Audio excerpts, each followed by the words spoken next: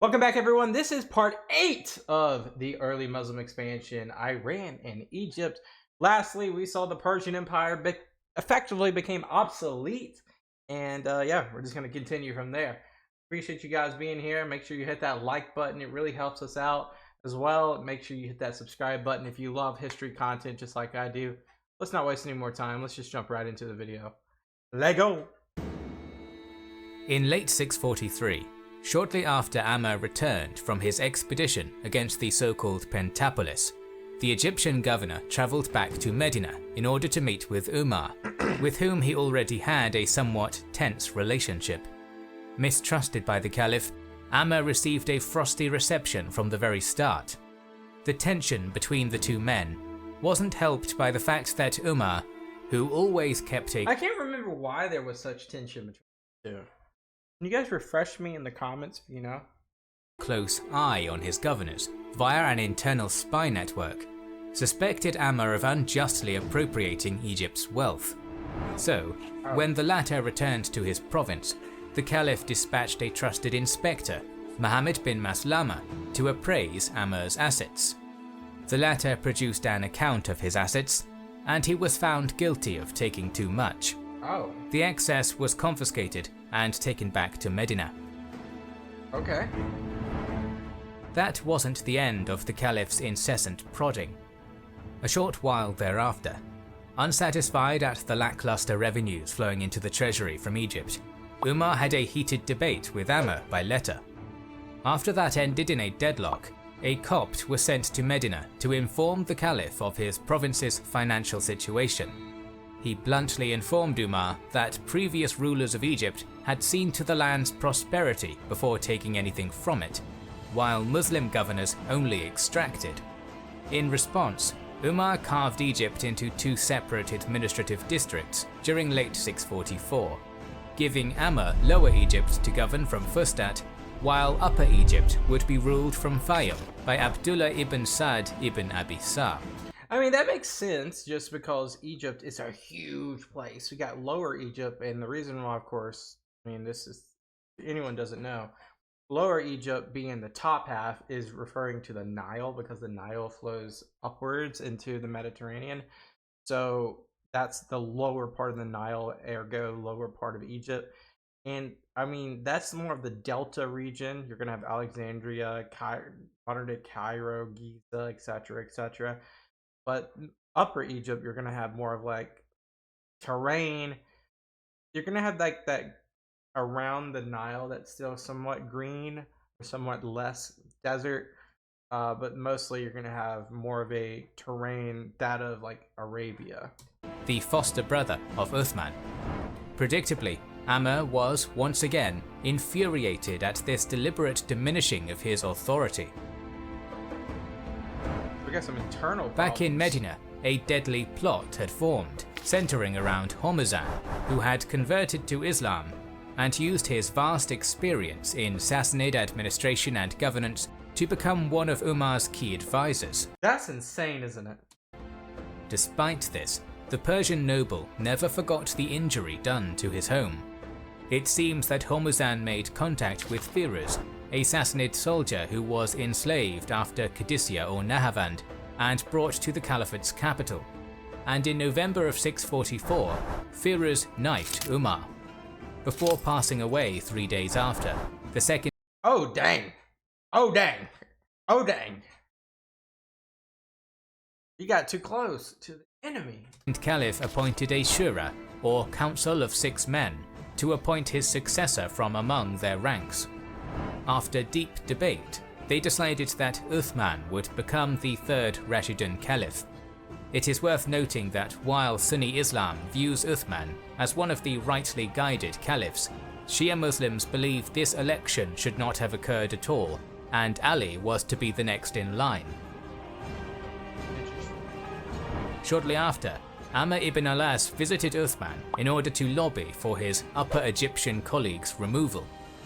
The new— trying to get a little bit more of a relationship going versus what he had of Umar. Caliph refused outright, prompting him to declare that he wouldn't return to Egypt until Abdullah ibn Sa'd was removed. In response to this threat, Uthman appointed his foster brother governor of all Egypt, further deepening the dispute between the two men. The Romans in Egypt were not happy with Amr's policies, but Abdullah's attempts to increase the incomes from the province were even less popular. Alexandria in particular bore the brunt of this new lust for revenue, leading its notoriously riotous population to undertake drastic measures. A group of prominent Romans dispatched messages to the new emperor, Constans II. These letters outlined the outrages of Muslim rule and its jizya tax, but also pointed out that Abdullah had let the Nile realm's defense slip into a pitiful state, and the city was only garrisoned by a paltry 1,000 men and could be easily taken. Perceiving an opportunity to regain control of Egypt and remedy the wound which its loss had dealt to his empire and his They're about to attack. pride, Constans began secretly amassing a great strike force of 300 ships and many thousands of soldiers, command of which he bestowed on a eunuch known as Manuel. Constance's fleet was ready after almost a year. Because the reduced Byzantine Empire was still the dominant naval power in the Mediterranean, the Caliphate having not yet developed any seaborne capacity. Because they were scared of water. Because Umar had such a problem with water, it basically made their military inept when it comes to the coastal cities as well as the naval side. There was nothing to stop this fleet from unexpectedly sailing straight into the harbour at Alexandria in early 646. We're gonna learn because of that. As the Roman sympathizers predicted, the 1,000-strong Muslim garrison was no adequate defense against this shock assault from the sea. When Roman forces landed almost unopposed, Alexandria's population simultaneously rose up against the occupying Arabs. Most of the city's garrison was slain in the brief clash that followed. However, while the invasion army began ravaging the vicinity around Alexandria, some of the Muslims that escaped travelled to Fustat and informed the governor what was happening. Good. Abdullah ibn Sa'd didn't even have a chance to react. Lacking confidence in their new viceroy's martial ability, the Muslims of Egypt sent a delegation to Caliph Uthman, urging him to send Amr back so that he could put an end to the crisis. I bet Amir's probably like, see, if you would have just listened to me this whole time, it wouldn't have happened, which is a lie, but... Understanding that Amr was both a man of formidable military talent and feared by the Romans, Uthman bit his tongue and asked Amr to take his post back. Wasting no time, the man who had conquered the Romans once before travelled to Fustat as quickly as possible with the aim of emulating his previous achievement. Upon his arrival, the morale of Islam's warriors was boosted significantly, and they prepared for war eagerly, while Amr started planning. Informed by spies and agents that the Romans were advancing leisurely from Alexandria to Fustat, many of Amr's brash officers pressed for their commander to attack and confine the enemy to the treacherous Mediterranean metropolis before all Egypt revolted against the Muslim regime. Amr did not agree with this appraisal, as he believed that this advance would stretch Roman supply and communication lines to the limit. Manuel and his army marched under the close observation of Amr's informants, who constantly reported the Romans' position and strength. The land forces made their way up the eastern bank of the Nile, accompanied by a large flotilla of supporting warships sailing parallel to them on the river itself. And these ships are going upstream, obviously.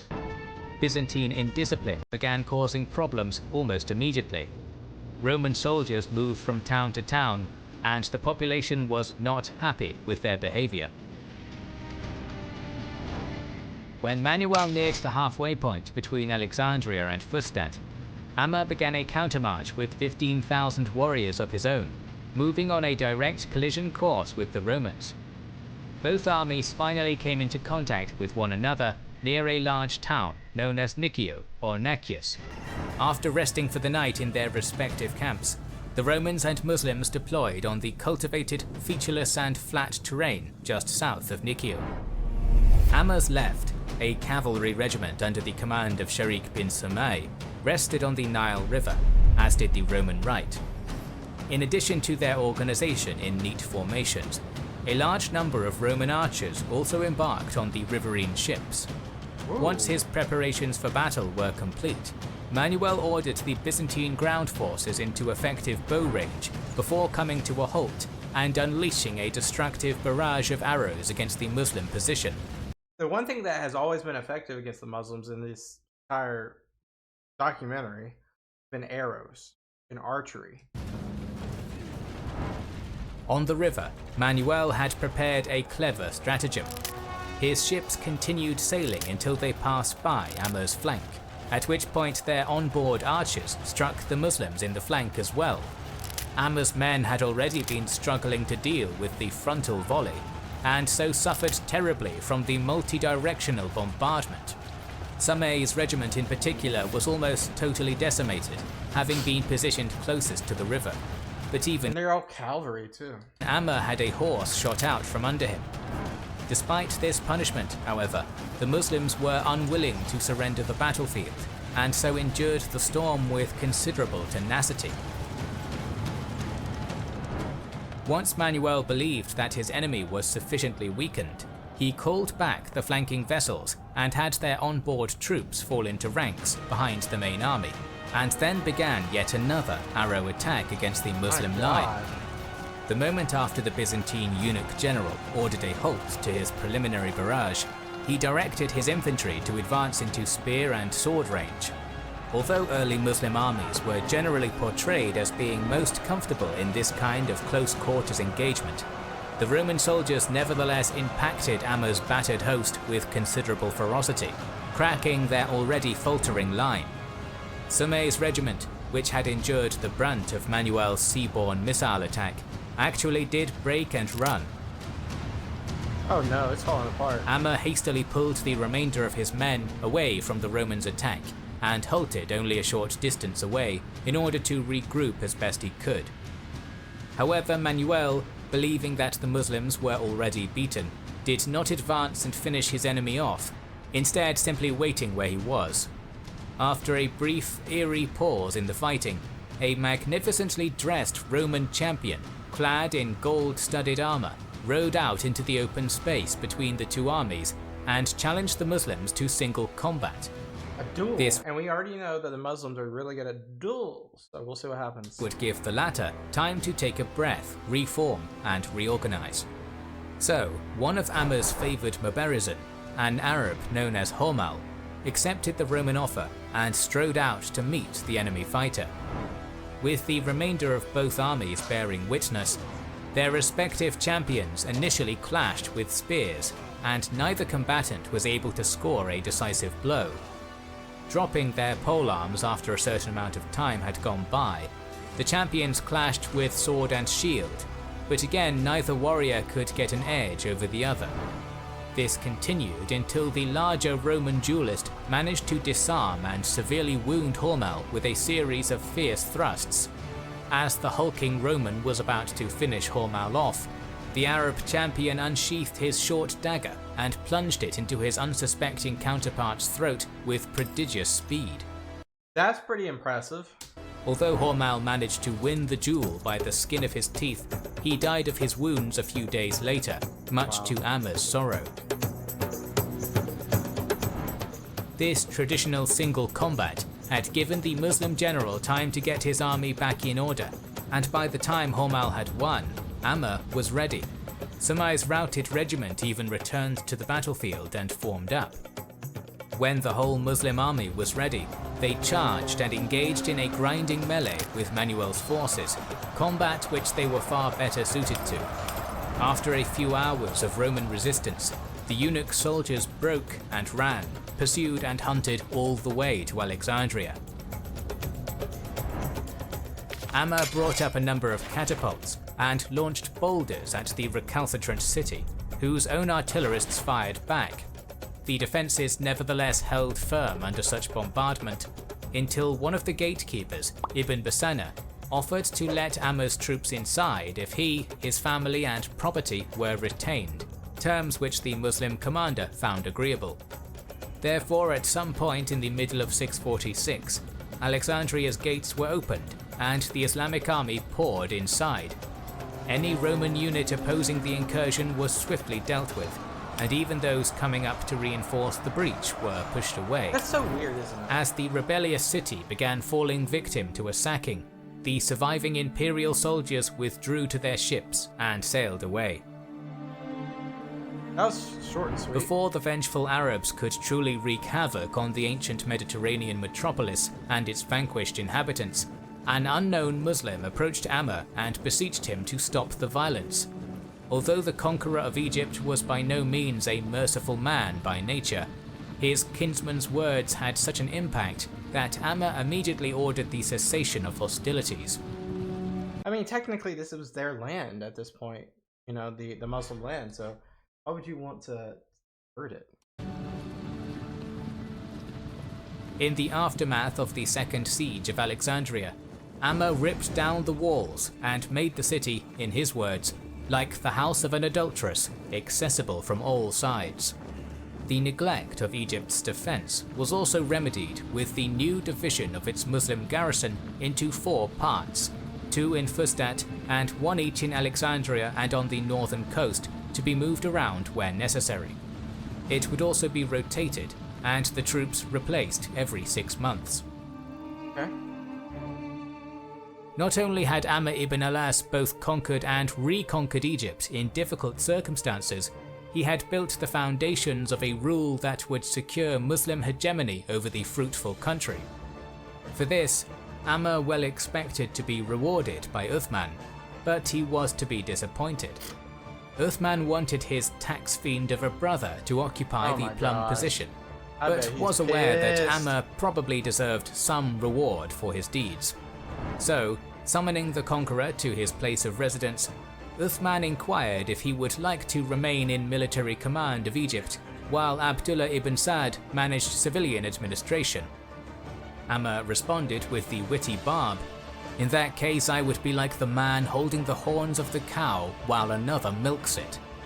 For the remainder of Uthman's caliphate, Amr would bear a potent grudge and even oppose him publicly. This mutual resentment was to have serious consequences for Islamic history in the near future. Alright, that's where we're going to stop. The last video will probably be next. We'll have the last part in the next video. Guys, we just saw an opportunistic Roman Empire try to come back and take Egypt. It looked like they were going to do it, especially if Amr wouldn't go back and take the calls and run with it. It seems that the Romans really had an opportunity to do something, but they just, I guess they just, and even their strategy with like utilizing arrows and running up the Nile with their boats and then shooting several on the side versus in the front, all looked well, just did not continue. They're so far from home at this point. There's not a lot of support. It's such a, you know, you're off on a limb, really. You really only have the support of the citizens, but that doesn't really take you far. So very interesting. Now, appreciate you as always. Make sure you leave a like and a comment down below. Subscribe if you haven't already. Last part next time. I'll see you guys next time as well. Bye bye.